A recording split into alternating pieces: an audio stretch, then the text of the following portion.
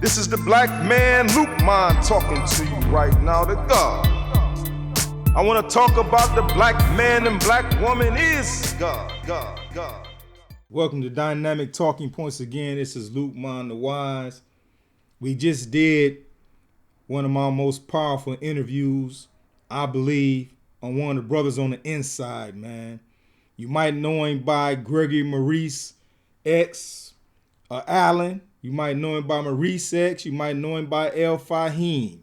You might even know him just by Murder One and M1. He's one of my greatest mentors I had on the inside. He helped me through 35 years of prison. He helped me get through that thing. You hear me? And we just did a heck of an interview on him. And we want to introduce him. He helped me co-write this book, The House of God. So I actually want to give him his props on that there too. And I think everybody going to love this interview. So we're going to start with this interview. This is Maurice X, El Fahim, Murder One. Peace and blessings. This is a prepaid debit call from Greg. a prisoner. This call is from a correctional facility and is subject to monitoring and recording. Three-way calls are strictly prohibited in the violation of NDOC policy. Thank you for using GTL. Hello? Hey, can you hear me? Yes, I can hear you. Hi, Gregory. My name is Lexus. I'm the producer of Dynamic Talking Points. Yes. I know that Leroy told you that I'd be doing your interview. Right. Okay, perfect. So I'm going to start by just having you introduce yourself. Okay. My name is Gregory Maurice Allen. I've been locked up for 35 years. And when I got locked up, I was 21 to be exact. I'm 56 now, about a month away from my 57th birthday. Okay. And so just to start from the beginning, what was the crime you were convicted of? The crime I was convicted of was first-degree felony murder. It was a robbery on a drug house. And in the midst of a robbery at this drug house, a person got shot one time, and unfortunately, he died. And that was the whole premise of the crime. Okay. And again, how much time were you sentenced with? I was sentenced to natural life without parole, without the possibility of parole. By being a felony murder, if you got convicted of that, it's automatically the sentence would be natural life. Right. And how much time have you served so far? 35 years. 35 years, 1 month. Okay. And so what skills have you learned while being incarcerated? Well, I've learned a lot, but the number one skill that I believe I learned is critical thinking. And the reason why I believe that is the number one skill for me was because when I was out there, I wasn't a thinker. I allowed myself to react off my emotion, impulses, and other individuals' thoughts towards what I should be doing at that particular moment. So as I began to grow in here, I learned how to think. In the middle of thinking, I understand that critical thinking was just being logical, being a deep thinker, thinking with the aim and purpose, rational thinking, and factoring in the effect of my actions. And I believe that's the number one thing that I've acquired since I've been in prison. Right. So how were you able to develop that skill? Like, was there an instance or just someone that taught you? Well, I believe it was a lot of things. First and foremost, I was dissatisfied with my current position. I was in prison. I didn't have any education. When I was in the streets, I didn't have no intelligence to lead me in the way that I supposed to have been led, and I was easily influenced. But as I grew up in here, with my family, friends, my wife, brothers in prison who helped me to understand my position in life, certain programs that gave me the ability to actually begin to learn how to think, and just sitting back and understanding who I was as a person. And that was the first thing. And once I developed that, and I began to understand the things that I did, the people that I hurt. I developed compassion, empathy from that. Right. So I'm gonna be honest with you. There are people who don't believe that someone who has a violent crime on their record should be released. What would you say to someone who has the power to free you but doesn't believe you deserve it?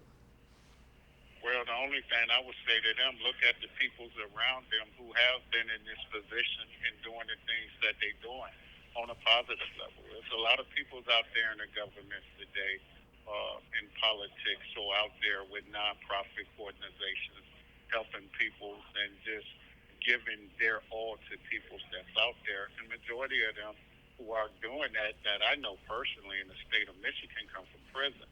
So there's a lot of individuals out there that is doing good, and you can't look at everybody being incarcerated as individuals is what they've done 30, 40 years ago as being where they should suffer and stay in prison. Because to me, if you place me in an environment where I have to reform myself, then in the midst of reforming myself, that means I should have some type of opportunity to actually begin to utilize the things that I've learned and what people's taught me.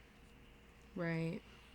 But what about you makes you different or worth the attention? Like what have you done in there that makes you or that prepares you for the outside world? Well, like I say, becoming a critical thinker, Mm-hmm. understanding my position in life, and then I took a lot of programs that actually allowed me to develop my intelligence and put myself in a better position. Right.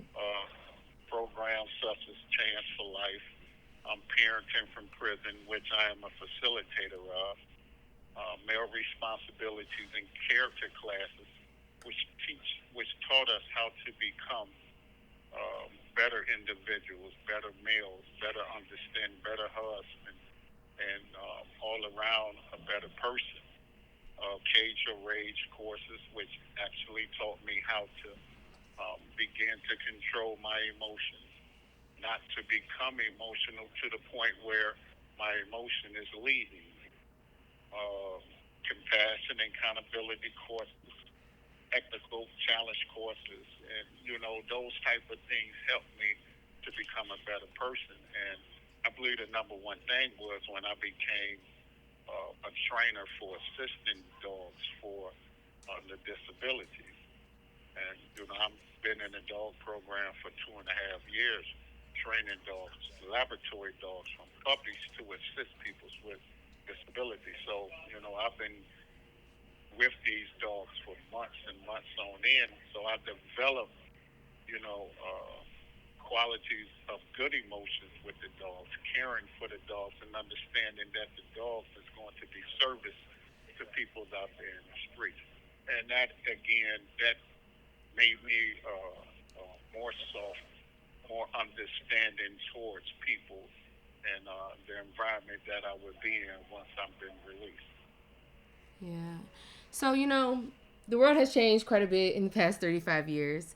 How would critical thinking help you deal with the issues of life on the outside today? Well, it would help me to deal with the issues on the outside because first and foremost, I won't be moved by forces or factors that would prevent me from seeing the logic in my decision. Right. So being able to be a critical thinker and to think deeply, I would be able to control my emotions. I would be able to see the things that I actually develop in my thoughts and come to the conclusion that I've actually carefully made. And Right. and to understand that when I make these type of decisions in my life, how would it affect people? Would it hurt them, or would it help them, or will it guide them to a certain perspective in their life? Yeah. So, what advice do you have for at-risk youth on the verge of making bad decisions? Well, the number one advice I have for somebody who's going to make a bad decision is to stop. Is to stop and to think about the decisions that they're making 5 times. I believe that once you think about something and you constantly think about it, and if it's wrong, you're going to see the wrong in it. And you're not going to be so quick to respond or act off of your impulses. When you think about something 2 or 3 and 4 times, now it resonates with you. And if it's not right 9 times out of 10, for a thinking person, they're not going to, go into that. And if that don't help, I would advise individuals to seek help. Find somebody out there professionally or somebody that they know, that they trust, that they can begin to talk to, allow them to release their thoughts and what's actually bothering them in their life or the decisions that they're making, and somebody they can trust or believe that have their best interests at heart. Mm-hmm. Just talk. Right. So, is there anything you would like people to know about you, like beyond just your incarceration story? Well, the number one thing about me is that I'm a compassionate person. Mm-hmm. First and foremost, I believe in God.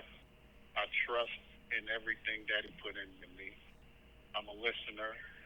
I'm a good reader of people's, but I allow myself to be connected with people of good behavior. I'm married. I've been with my wife ever since I was 16. I've been married now for 6 years with her. And, I'm a family man. I have 10 grandchildren. I have 3 daughters. I have a great granddaughter. And, and that's what drives me, my family. It's brothers in my life such as Leroy and other brothers who have been an important instrument in my life to guide me to the position I am in today. So I am no longer that individual that I was 35 years ago. I was very destructive then. That I am not now. Everything with me is building.